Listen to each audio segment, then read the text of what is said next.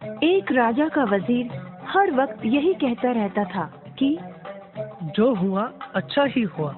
एक बार उसके बेटे की टांग किसी दुर्घटना में चोटिल हो गई और टांग को काट देना पड़ा। तब भी वह बोला, जो हुआ अच्छा ही हुआ। राजा बोला, तुम भी क्या बोलते रहते हो, इसमें भला क्या अच्छा हुआ? मेरे बेटे को सारी जिंदगी अब एक ही जूता पहनने की जरूरत रहेगी, आधे खर्चे में काम चल जाएगा। राजा निरुत्तर हो गया। एक दिन की बात है, राजा तलवारबाजी का अभ्यास कर रहा था कि अचानक तलवार से उसकी एक उंगली कट गई। उंगली से खून बह रहा था। उसका हाल बेहाल था।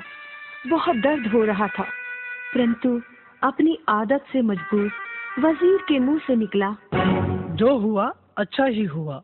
अब तो राजा को बहुत क्रोध आया।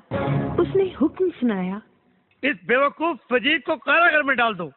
वजीर को कैद कर लिया गया। बात आई गई हो गई। चंद रोज बाद राजा जंगल में शिकार करने निकला।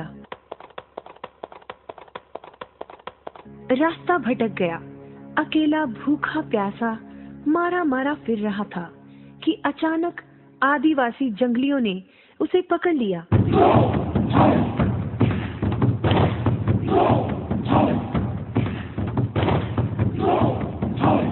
अपने देवता को खुश करने के लिए उन्होंने राजा की बलि चढ़ाने के लिए राजा को बांध दिया।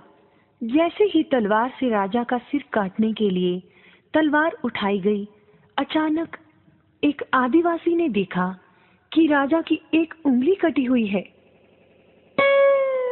राजा को छोड़ दिया गया क्योंकि बलि संपूर्ण व्यक्ति की ही दी जाती थी। राजा को अंग भंग करार देकर जाने दिया गया। 2 दिन बाद राजा अपने राजमहल में वापस पहुंचा।